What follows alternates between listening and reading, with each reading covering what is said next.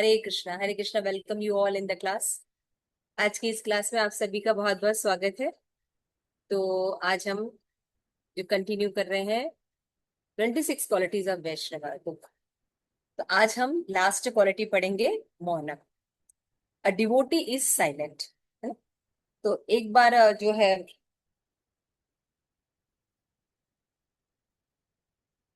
26 qualities page दिख सकता है क्या? कितने क्वालिटीज थे, कौन कौन सा?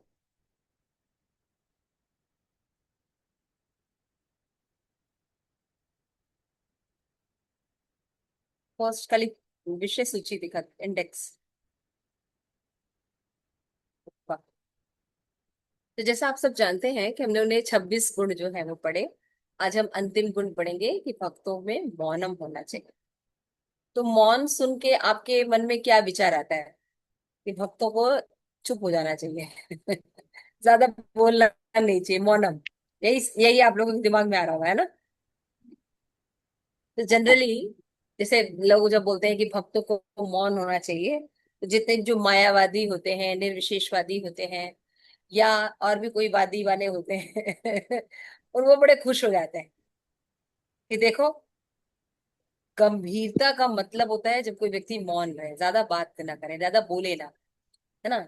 और जितने भी अपने आप को एडवांस दिखाने वाले लोग होते हैं कि हम बहुत बढ़े चढ़े हैं, चाहे भक्ति में, चाहे ज्ञान में, चाहे धन में, चाहे रूप में, चाहे चाहे परिवार, जो भी ऐश्वर्य है उनमें हम अगर बढ़े चढ़े अपने आप को दिखाने तो क्या दिखाते हैं? कम बोलते हैं। है ना? कम बोलने से क्या होता है? रुतबा ज्यादा बढ़ जाता है। तो भौतिक जगत में ऐसा माना जाता है कि मौनम जो है वो बहुत बड़ी क्वालिटी होती है, और जो कम बोलता है वो बहुत अच्छा। लेकिन जो कम बोलता है वो सबसे ज्यादा खतरनाक भी होता है। वही क्राइम भी सबसे ज्यादा करता है। तो मौनम को हम क्या से समझें? तो मौनम का मतलब ये होता है कि भाई कम बोलना, या गंभीर रहना, या समय पर करना, समय पे बोलना, सोच समझ के बातचीत करना, ये सब सतुगुण ही होता है ना? लेकिन वैष्णव जो होते हैं, क्योंकि भगवान के भक्त होते हैं, गुणातीत अवस्था को प्राप्त करना चाहते हैं, तो उनके मौन शब्द का मतलब क्या होगा? थोड़ा सा अंदाजा लगाइए, आप लोग भी पढ़े हैं। हम्म? प्रेम पद्मनी माता। हाँ, जब केवल कृष्ण के विषय में चर्चा की जाती है और अनावश्यक मतलब प्रजल्प नहीं किया जाता, और केवल जो जहाँ आवश्यक है और जितनी आवश्यकता है उतना बोला जाता है, तो वो भी कृष्ण मौनम है। कॉन्शियसनेस में आपके हिसाब से मौन का मतलब है कि कृष्ण कथा करने वाला। हाँ, जहाँ पे जितनी आवश्यकता है केवल उतना बोलो, मतलब। हम्म। अच्छा। माता जी ने अभी शेयर किया कि हमने 26 क्वालिटीज जो है वो पढ़ी है। काइंडनेस पढ़ा था हमने। उसके बाद हमने देखा था दो, क्या पिक्चर वो उसके वर्ड्स क्लियर नहीं। क्लीननेस है, मिथ बुक है, सिंप्लिसिटी है ना? नॉन वायलेंस है, हम्बल था, रिस्पेक्टफुल था, है ना? सेन था, सेल्फ कंट्रोल्ड था, स्टेडी, मीक, है ना? और हमने देखा था, हाँ जी, उसमें क्लीन भी दिख रहा है, क्लीन। ब्रेव, कंपैशनेट, है ना? तो ये सब जो क्वालिटीज है हमने पढ़ी। आज हम लास्ट क्वालिटी पढ़ेंगे, मौन। तो मौन का मतलब क्या होता है? चुप हो जाना। जैसे मैं अभी डिस्कस कर रही थी। लेकिन प्रेम पद्मनी माता जी ने बड़ा कहा कि भाई भक्ति में मौन नहीं होते हैं। भक्ति में जब हम कृष्ण कथा करते हैं तो उसको मौन कहा जाता है। तो चलिए, थैंक यू सो मच, कम से कम जीवा का कुछ तो उपयोग करेंगे। हमको तो लगा मौन मतलब चुप हो जाना। तो आइए देखते हैं कि वैष्णव लोग का मौन का क्या मतलब होता है ना? जनरली जब कोई गुस्सा होता है तब भी मौन हो जाता है। तो यहाँ पे बोलना। हम देखेंगे कि भाई मौन का क्या मतलब है। तो इसको समझने के लिए हमें देखना पड़ेगा कि जो वैष्णव जब मौन की बात करते हैं, तो जैसे प्रेम पद्मनी माता जी ने बिल्कुल सही कहा कि वो हरि कथा जब करते हैं तो एक्चुअली ये मौन है, जब प्रजल्प नहीं कर रहे हैं, ग्राम में कथा नहीं कर रहे हैं, है ना? तो एक्चुअल में भक्त जो है, भगवान की दी हुई हर चीज का उपयोग भगवान की सेवा में करते हैं। लेकिन जो निर्विशेषवादी होते हैं, मायावादी होते हैं, है ना, ये कृष्णपराधी होते हैं। क्यों? क्योंकि ये भगवान को एक्सेप्ट नहीं करते, है ना। भगवान को एक्सेप्ट करने का मतलब क्या होता है कि भगवान भगवान को तो एक्सेप्ट करते हैं, अथॉरिटी तो एक्सेप्ट करते हैं निर्विशेषवादी, लेकिन भगवान की शक्तियों को एक्सेप्ट नहीं करते। कि भगवान जो है सर्व गुण संपन्न है, ऐसा नहीं वो समझते हैं। तो जब भगवान की शक्तियों में उनका बिलीव नहीं रहता, तो वो कैसे समझ सकते हैं भगवान खा सकते हैं, भगवान बोल सकते हैं, है ना, भगवान नृत्य कर सकते हैं, है ना, और भगवान अलग अलग लीलाएं करते हैं, और कई अवतारों के रूप में भगवान प्रकट होते हैं। तो ये सब बातें वो नहीं कर पाते। तो भौतिक जगत में हो सकता है मौनम जो है अच्छा माना जाता है, लेकिन वैष्णव के लिए मौनम का मतलब अलग होता है। The devotee never speak by any nonsense. This is the silence. Moni does not refer to vow of not speaking or becoming incommunicado. केडो, हाँ, As the कम्युनिकेटो। communicado, यही लिखा है. Is the practice by hmm. some yogi. Of course, if a person doesn't know Krishna, then better he be silent. Sometime, therefore, the Guru will ask a curious disciple whose speech is uncontrolled to practice complete mourning. Speech is very important. A fool is not exposed until he is began to speak. As with a naughty child, it is better for an impersonalist meditator to be completely quiet. But if he can say something in the service of Krishna, then better he speak. क्या बताया गया कि devotee कुछ nonsense नहीं बोलते, इसी को silence कहते हैं, मौन, है ना। कोई भी बात होती है तो शास्त्र करते हैं, शास्त्र से संबित बात करते हैं, कृष्ण कॉन्शियसनेस बातें करते हैं। तो जब वो ग्राम्य कथा नहीं करते, कोई इंद्रिय तृप्ति नहीं करते, तो वो मौन ही है। तो जिह्वा भगवान ने दी है, तो जिह्वा का उपयोग करना है ना। ऐसा नहीं कि जिह्वा काट के फेंक देना है, मुंह में पट्टी बांध लेनी है, जैन धर्म की तरह, ऐसा नहीं करना। हमें उसका उपयोग भगवान की सर्विस में करता है। तो हमारे आचार्यों ने युक्त वैराग्य की कॉन्सेप्ट दिया है ना, युक्त वैराग का कॉन्सेप्ट दिया है, फल्गु वैराग का कॉन्सेप्ट नहीं दिया है। नहीं नहीं नहीं, ये हमें नहीं चाहिए, है ना। क्यों? क्योंकि हम जो है त्याग कर ही नहीं सकते। तो क्यों नहीं त्याग कर सकते भाई अदिति माता जी? हम त्याग क्यों नहीं कर सकते? भक्त कोई भी चीज त्याग क्यों नहीं कर सकते? अरे भक्त तो सबसे श्रेष्ठ होते हैं, कुछ भी त्याग कर सकते हैं। लेकिन भक्तों के लिए कहा जाता है, भक्त से कहते हैं कि भाई कोई त्याग नहीं कर सकता। हम्म, बताइए माता जी, पद्मनी माता जी। वो हर चीज को भगवान की सेवा में लगाते हैं, वो त्याग नहीं करते, बल्कि वो उस चीज को एक्सेप्ट करते हैं और उसको भगवान की सेवा में यूज करते हैं। तो शील क्यों प्रभुपाद, हाँ, त्याग शील प्रभुपाद नहीं ने कर कहा कि सकते? मेटलिस्टिक पीपल नई नई चीजें बनाते हैं और हरे कृष्णा पीपल उनको भगवान की सेवा में लगा देते हाँ, हैं, ये है क्योंकि तो। हर वस्तु के स्वामी भगवान है।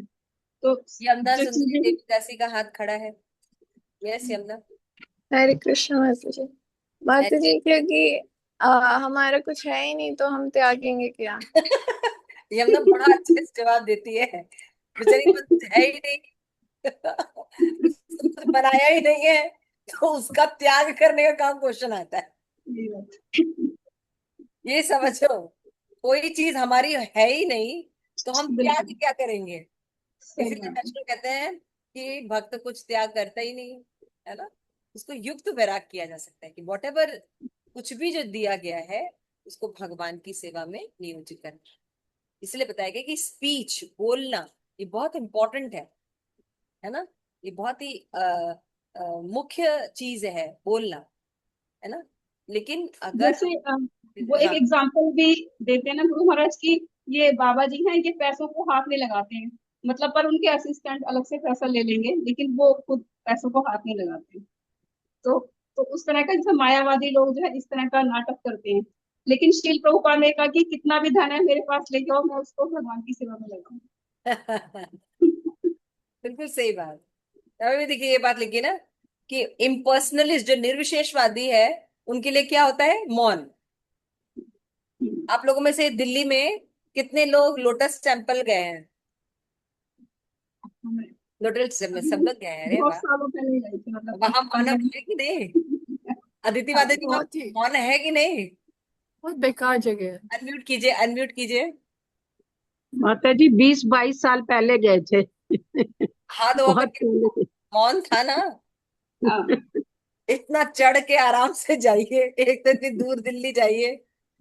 दिल्ली जाने के बाद आप वहां लोटस टेम्पल के अंदर प्रवेश कीजिए, फिर चढ़ चढ़ के पसीने पसीने होके थर्ड माले तक जाइए, ऊपर कमल बना हुआ है ना। इतना बढ़िया रूम, बिल्कुल शांत, एसी, मौनम।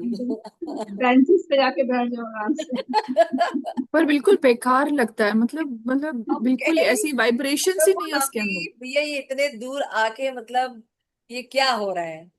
कुछ भी फिर नहीं है फिर वहां पे। कुछ लेके गए हमें कुतुब मीनार दिखाने, फिर उसके बाद ताजमहल दिखाने।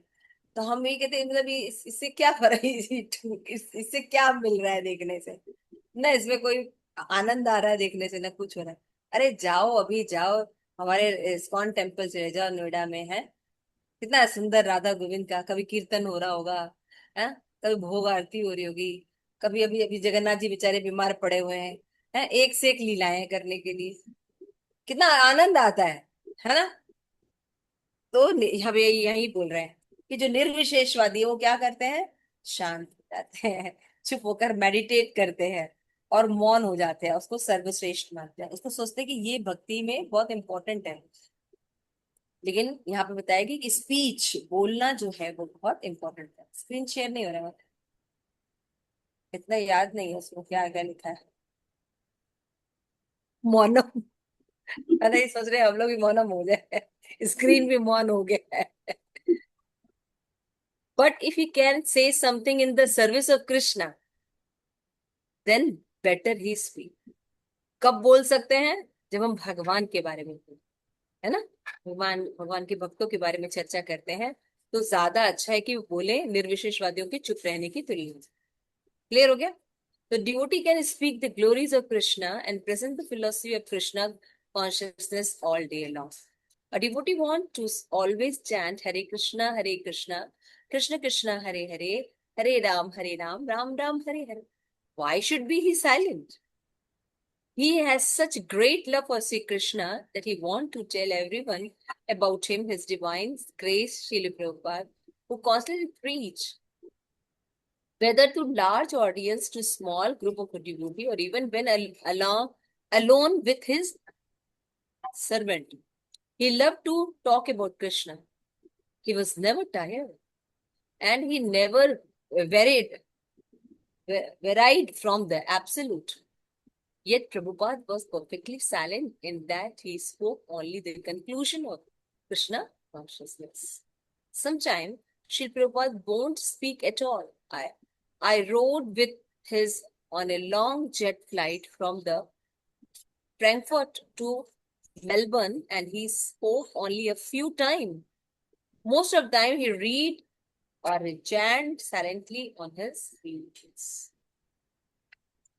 तो अगर प्रभुपाद जैसे लोग हैं वो भगवान के भक्त हैं, है ना, भगवान के भक्त हुए हैं और वैष्णव हैं, तो वैष्णव जो होते हैं प्रमाणिक शास्त्र श्रीमद् भागवतम और अन्य पुराणों के अनुसार भक्त सबसे सुपीरियर होते हैं, वैष्णव, है ना। तो वैसे शिल प्रभुपाद उनके जो लोग वो हैं, असिस्ट कर रहे हैं या हेल्पर हैं उनके प्रभुपाद के, तो वो क्या कह रहे हैं, वो उनके साथ 24 आवर्स रहते हैं, है ना। तो क्या कह रहे हैं कि जब शिल प्रभुपाद ट्रैवल करते हैं या इधर उधर रहते थे, जनरली बहुत थोड़ा बात करते हैं।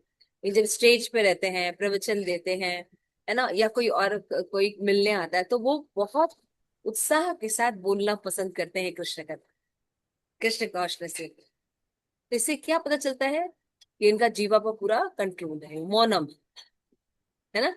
ये नहीं कि हम कुछ बताए ही ना, हम एकदम साइलेंस रहे, चुप रहे और सारे नॉनसेंस करें, है ना। अगर इंद्रियां हैं तो इंद्रियों को उनके कार्य करने देने चाहिए, है ना।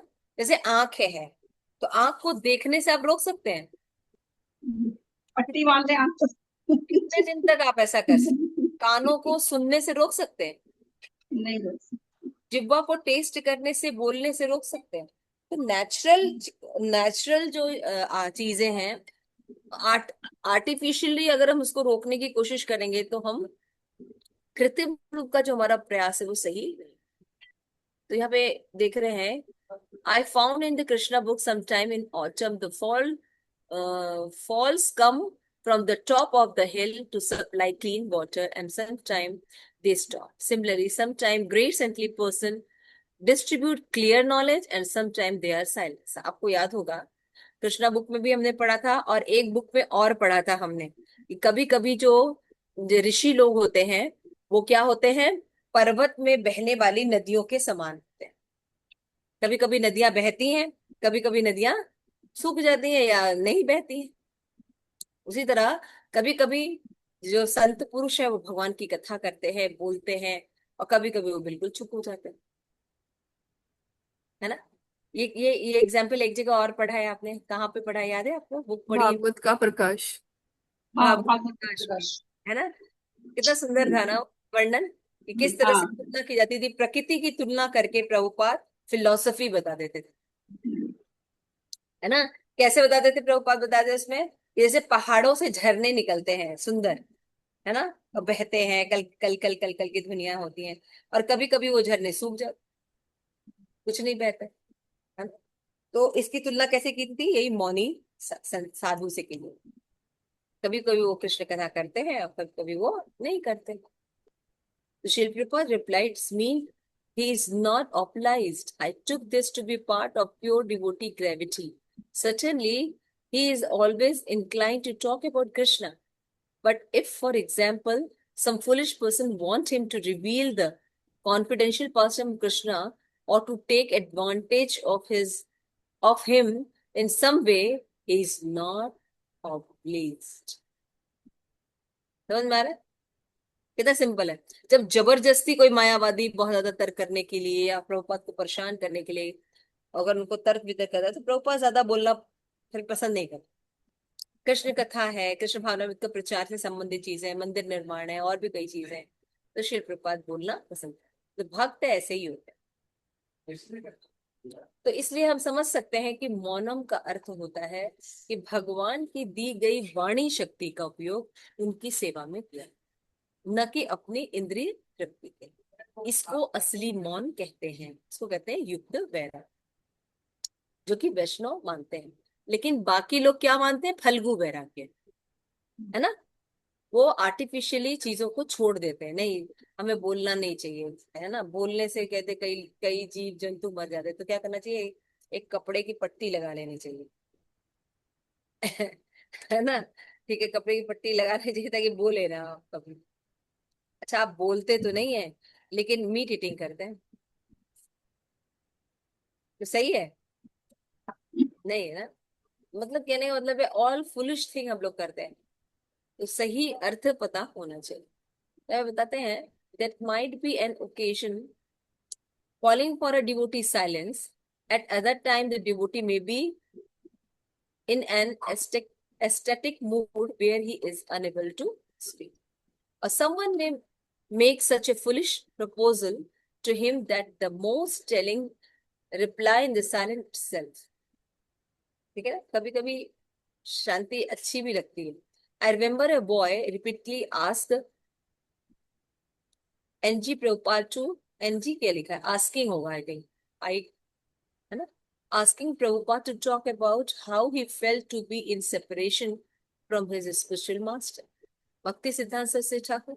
Prabhupada was repeatedly silent to the request and finally said, this is not required, meaning he would not speak about it। भक्त जो है वो भगवान से कितना प्रेम करते हैं या अपने गुरु के प्रति उनका क्या प्रेम है, वो कभी जो है वो चीपली डिस्पोज नहीं करते, है ना। जैसा कि आए दिन आप नौसिखिया भक्तों को, या जैसे निर्विशेषवादी, मायावादी, शून्यवादी जो सो कॉल्ड प्रीचर होते हैं वो एक्स करते हैं, है ना। अब देखो कितना लोग नाचते हैं, राधे राधे राधे, इतना रोते हैं, इतना वो करते हैं, लेकिन एक्चुअल जो भक्ति के जो प्रिंसिपल्स हैं उनको फॉलो नहीं, है ना। व्यभिचार करते हुए रहते हैं, मेडिटेटिंग करते हैं, ये सब चीजें ऐसे करते हैं। तो इस तरीके से हम देखते हैं कि एक्चुअल मीनिंग नहीं पता होने के कारण लोग फल्गु वैराग को सही मानते हैं, मौनम को कहाँ जैसे लिटरली मीनिंग लेते हैं कि नहीं भूलना चाहिए। लेकिन यहाँ पे मतलब है कि हमें अननेसेसरीली फुलिश थिंग पर इंद्रिय तृप्ति के लिए नहीं बोलना चाहिए, बल्कि वाणी का उपयोग भागवत चर्चा के लिए होना चाहिए। ठीक है। एक और एग्जाम्पल है of a great devotee using silence in the Lord Chaitanya silently listen to the Sarvabhaum Bhattacharya, है ना। आप सबने सुना होगा ना, बहुत फेमस ये लीला थी चैतन्य महाप्रभु की चैतन्य चरितामृत में, कि जब सार्वभौम भट्टाचार्य जो कि बहुत विद्वान थे चैतन्य महाप्रभु से बोल रहे थे वेदांत सूत्र के बारे में, तो चैतन्य महाप्रभु क्या कर रहे थे, चुपचाप सुन रहे थे। समझ रहे हैं। यस, पढ़िए, यमुना सुंदरी पढ़िए थोड़ा, सार्वभौम फैमिली बिकम फ्रस्ट्रेटेड, थोड़ा ऊपर कर दीजिए। Another another example of a great devotee using silence is that of Lord Chaitanya silently listening to Sarvabhaum Bhattacharya. समझ में आया है। यहीं हमारी से दुनिया पढ़ना है ना से माता निकल जी? पड़ जाएगी। हाँ, थोड़ा धीरे धीरे पढ़ो भाई, हम लोग को समझ में नहीं आता है ना। Yes, yes, yes. Another example of a great devotees using silence is that of Lord Chaitanya, silently listening to Sarvabhaum Bhattacharya speak Vedant philosophy for 7 days. Sarvabhaum finally became frustrated and asked why Lord Chaitanya was silent. Sarvabhaum said that if Lord Chaitanya had some questions, at least he could ask them, or if he disagreed, he could say. But why was he silent? In this way, Lord Chaitanya showed his respect to the great scholar and at the same time dramatically showed his disapproval. When Lord Chaitanya finally spoke, he defeated all the Mayavadi ideas Sarvabhaum had been expounding for 7 days. समझ में आ रहा है। कभी कभी जो भक्त होते हैं वो मौन रहकर जो भी भगवान के बारे में रॉन्ग भी बोल रहे हैं मायावादी, फिर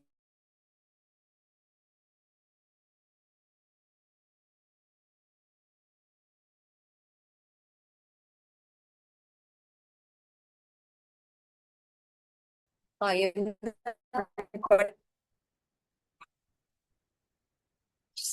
तो पढ़ रहे थे बेटा, उसको कंप्लीट कर लिया आपने।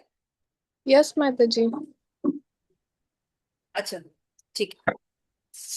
नहीं, ये प्रेम मंजरी का ये तो हमको कुछ कोर्स करना होगा, पीछे जाके डोज देना होगा, है इतना दिखाई देगा हमको। तुम चश्मा लगा के भी पढ़ सकती हो। मायावादी धीरे धीरे होते जा रहे हैं। जब तक डांट नहीं सुन लेगी तब तक सब पेट का पानी नहीं पचता। तो इतना स्लो, जो आंखी नहीं फट जाए मेरा आंख, हम इससे अच्छा बुक लेके बैठे होते हैं। कुछ नहीं दिखाई दे रहा हमको।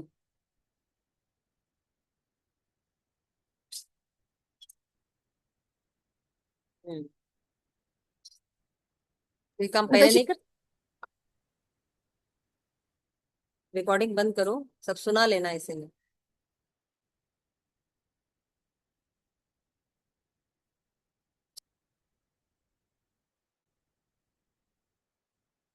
तो देखिए यहाँ पे एक और एग्जाम्पल है मौन के बारे में। अभी तो एक मौन आपने सुना कि हमें वैष्णव के अनुसार मौन का मतलब क्या होता है, क्या समझ में आया आप लोगों को फर्स्ट पार्ट में जो मैंने समझाया, मौन का मतलब क्या होता है। कृष्ण कथा के समय हमें बोलना है, और ग्राम्य कथा के समय हमें नहीं, वाणी का उपयोग युक्त वैराग में करना है भगवान की कथा का। वैसे नहीं करना, ठीक है ना। दूसरा एग्जाम्पल ये है कि जो कभी कभी भक्त जानते हैं कि व्यक्ति निर्विशेषवादी बोल रहा है, मायावादी बोल रहा है, लेकिन क्योंकि वो एक वरिष्ठ व्यक्ति है या समाज में प्रतिष्ठित है, तो उसकी प्रतिष्ठा को बनाए रखने के लिए भी भक्त सब कुछ जानते हुए भी चुप रहे। समझ में आ रहा है? जैसे चैतन्य महाप्रभु और सार्वभौम भट्टाचार्य के बारे। अब चैतन्य महाप्रभु साक्षात कृष्ण है ना, स्वयं कृष्ण के अवतार है, और सार्वभौम भट्टाचार्य उनके सामने फिलॉसफी वेदांत सूत्र के ऊपर बता रहे हैं, और वो फिलॉसफी मायावादी है। सोचिए, भगवान होकर वो क्या कर रहे हैं, साइलेंट, चुप। तो सार्वभौम भट्टाचार्य को लग रहा था कि मान लीजिए अगर मैं कुछ बोल रहा हूँ और आपको सहमति नहीं है, तो एटलीस्ट आप कहिए कि मैं सहमत नहीं हूँ, या मुझे ठीक नहीं लग रहा है। चुप रहने का क्या मतलब? तो वहां पे चुप रहने का मतलब ये है, देखिए क्या लिखा है, he could ask him or he disagree, he could say something, but why he is silent? In this way, Lord Chaitanya show his respect to the great scholar, at the same time dramatically show his disapproval also. मौन रख के क्या बता रहे भाई, तुम बहुत अच्छा बोल रहे हो, प्रतिष्ठित व्यक्ति हो, मैं तुमसे कोई मतलब समझ रहा हूँ तुम बोल रहे हो, लेकिन मैं तुमसे डिसएग्री करता हूँ, इसलिए मैं चुप, मैं तुमसे सहमत नहीं हूँ, है ना। मतलब कभी कभी ऐसा भी करता है, तो वही काम। तो when Lord Chaitanya finally spoke, he defeated all the Mayavadi ideas of Sarvabhaum and be expounding for 7 days, 7 दिन तक, है ना। तो उन्होंने बताया कि उन्होंने कहा कि आप जो भगवान के बारे में बता रहे हैं, अलंकार का उपयोग कर रहे हैं, या कोई भी चीजों को सिद्धांत के द्वारा बता रहे हैं, तो जैसे सूर्य बादल को ढक देता है, उसी तरह से आपके अलंकार इस तरह से भगवान के बारे में है, एक्सप्लेनेशन इस तरह से भगवान के बारे में है कि उसमें भगवान की जो प्रामाणिक शास्त्रों के द्वारा जो गुण बताया गया वो छुप जाता है, और आपकी अलंकारमयी भाषा के द्वारा निर्विशेष ब्रह्म का रूप उजागर होता है, जो भगवान का आधार सच है। समझ में आ रहा है? तो उन्होंने कहा कि मुझे आपकी ये जो फिलोसफी उदाहरण देते हैं या जब व्याख्यान है, वो मुझे समझ में नहीं आता। और फिर उन्होंने, चैतन्य महाप्रभु ने उन सभी व्याख्यानों को खंडित किया, है ना, और अचिंत्य भेदाभेद तत्व को स्टैब्लिश किया। तो मायावादी का जब उन्होंने तर्क प्रेजेंट किया कि जैसे मान लीजिए मान लीजिए टॉपिक है कि कृष्ण जो है वो भगवान है, और भगवान जो है वो साकार है कि निराकार है ना। तो सार्वभौम भट्टाचार्य या तो ये बोलेंगे हम ही भगवान है, भगवान कुछ नहीं होता, या क्या बोलेंगे, भगवान है लेकिन भगवान की शक्तियां नहीं है, भगवान निराकार है ना। तो ये उनकी टीकाएं क्या है, अधूरी हैं और गलत है ना। भगवान का मतलब होता है कि भगवान एक साथ साकार और निराकार दोनों होते हैं, एक साथ होते हैं, तभी तो वो भगवान है। भगवान का मतलब पूर्ण, यानी उनके अंदर सारी चीजें होती हैं पूर्ण में, एक साथ होते हैं, साकार और निराकार। तो इसको कहते हैं शास्त्र के अनुसार पूरी प्रमाणिक तौर पे भगवान के बारे में नॉलेज है, इसको कहते हैं अचिंत्य भेदा भेद तत्व। तो फिर चैतन्य महाप्रभु ने सही फिलोसफी को स्टैब्लिश करके बताया, जिसको सुनकर सारे लोग आश्चर्यचकित थे। सार्वभौम भट्टाचार्य आपने देख जानते हैं, फिर उन्होंने शरणागति स्वीकार कर ली थी चैतन्य महाप्रभु की, और उनके जितने भी फॉलोवर थे उन्होंने भी कृष्ण भावनामृत को अंगीकार कर लिया, और भगवान का नाम जपने लगे, हरे कृष्णा कृष्ण कृष्ण हरे हरे, हरे राम राम राम हरे। तो मैं ये प्रसंग पढ़ती हूँ तो मुझे दोबारा वो दिन कब आएगा बनारस में। बनारस में मायावादियों का गढ़ बना हुआ है, कुछ भी फॉलो नहीं करते लोग, है ना, विम्सिकली चल रहे हैं। भगवान को, भगवान की भक्ति को प्रामाणिक आचार्यों के हिसाब से देखना चाहिए, मौनम का मतलब यही है।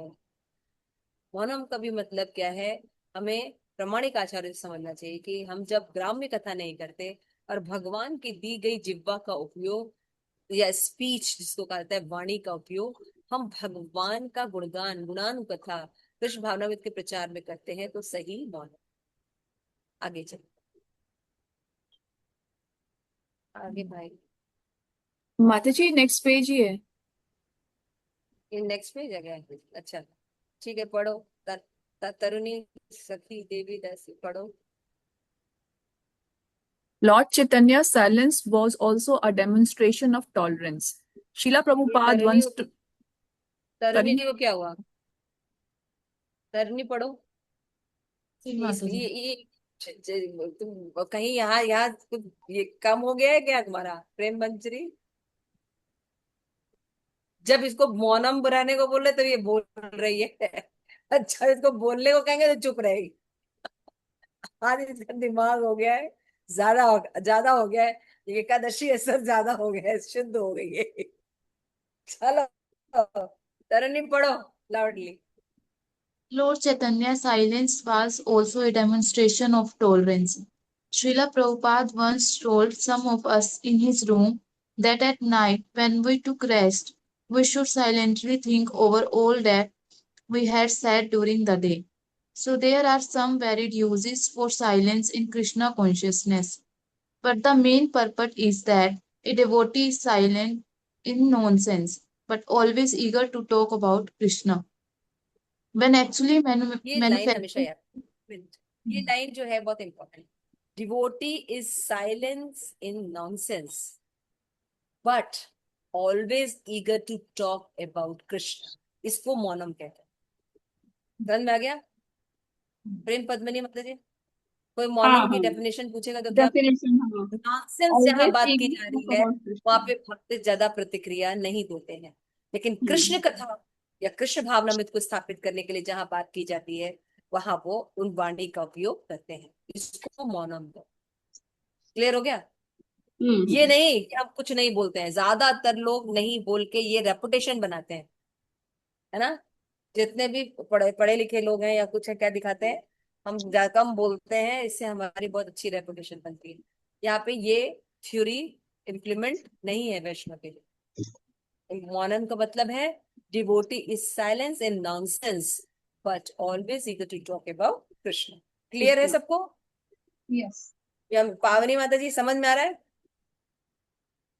मौनम मतलब? मौना मतलब आवाज कि आई? हरे कृष्णा माता जी। यस यस, बोलिए बोलिए।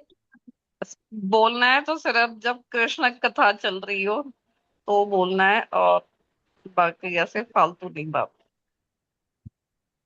नॉनसेंस नॉनसेंस बात करते समय चुप। हमें चुप रहना चाहिए। ठीक है, देखिए पावनी माता जी को समझ में आ गया, अदिति माता जी समझ में आया? हाँ, मुंडी हिला रहे हैं माता जी, है ना? कृष्ण यस कथा माता जी, चाहिए, कृष्ण कथा बोलना क्लियर चाहिए। हुआ? जी माता जी, यस माता जी, कृष्ण कथा ही बोलना चाहिए, नॉनसेंस बातें नहीं करनी चाहिए, नॉनसेंस के समय साइलेंस रहना चाहिए, बैलेंस रहना बातें नहीं करनी चाहिए। चाहिए, साइलेंस रहना चाहिए, चुप रहना चाहिए। व्हेन यस, पढ़ो बेटा तरुणी, आगे पढ़ो। When actually manifested in life, the qualities of a genuine devotee are as deep as the fathomless ocean. Coming in hmm touch with a pure devotee and seeing his manifestation of a single quality, such as mercifulness or silence, can move one to a worshipful appreciation. It is not possible to fully describe the essence of these qualities in the lives of a pure devotee. As I try to write of these qualities, I feel my own lacking. This description of the 26 qualities should not be taken as exhaustive. Rather, I am just trying to make a few valid observations in accordance with the conclusions of the Shastras. I hope this will impel others to further appreciate devotees and devotional qualities. भैया इसका meaning हमको समझ में नहीं आया। when actually manifested in life the quality of genuine devotee are as deep as the fathomless ocean. Coming in touch with a pure devotee and seeing the manifestation of a single quality, such a mercifulness or silence can move one to the worshipful appreciation. ठीक है, इसे बता रहे हैं कि मौन का manifestation कैसे होगा। मतलब अगर मौनम को हम समझे कि हमें कैसे उसका व्यवहार में उपयोग करना है, तो देखना चाहिए कि जो जो डिवोटी होते हैं, जब वो मौनम, मौनम का मतलब होता है अगाध, फैथोमलेस ओशन मतलब समुद्र कितना बड़ा होता है, अगाध होता है ना, बहुत बड़ा होता है समुद्र, है ना। अब भाई इसका मतलब आप लोग को समझाइए, मुझे थोड़ा सा कंफ्यूजन लग रहा है कि मैं सही बता रही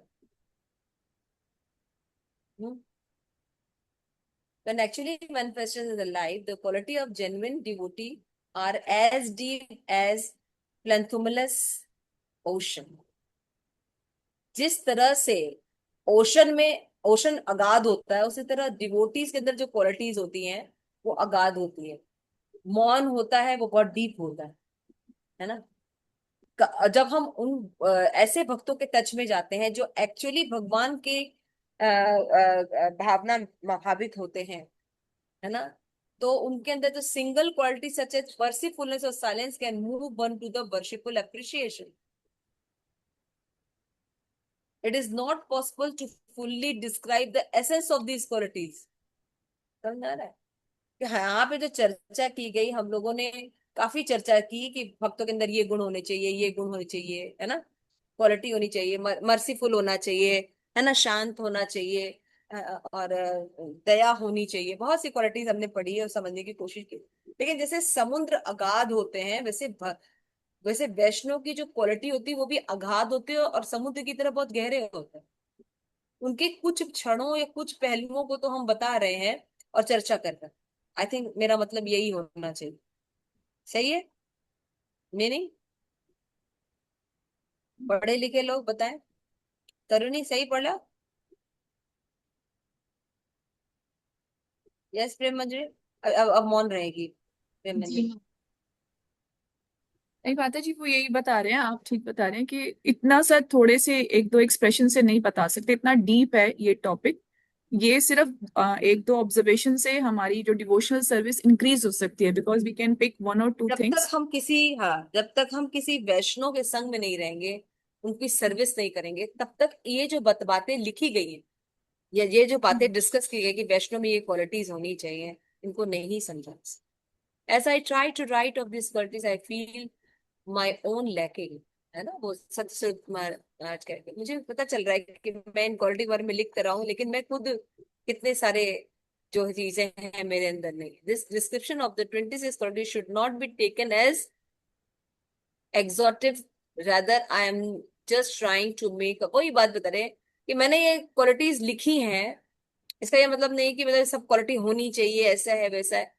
वैष्णव में जो शुद्ध वैष्णव होते हैं उन्हीं में ये चीजें अच्छी तरह से मैनिफेस्टेड होती हैं। अदरवाइज भक्तों की क्वालिटीज को बताना बड़ा मुश्किल है।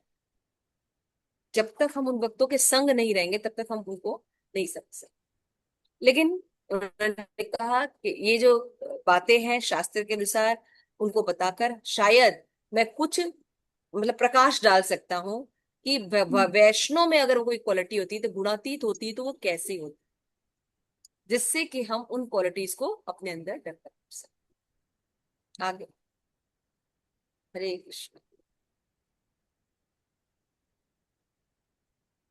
राधा गोविंद देव की जय। क्लियर हो गया? तो आज हमने बहुत अच्छी बुक पढ़ी थोड़ा सा, और हमने देखा कि किस तरह से गुणातीत जो क्वालिटीज होती हैं। अब हम करेंगे आत्म साक्षात्कार का विज्ञान।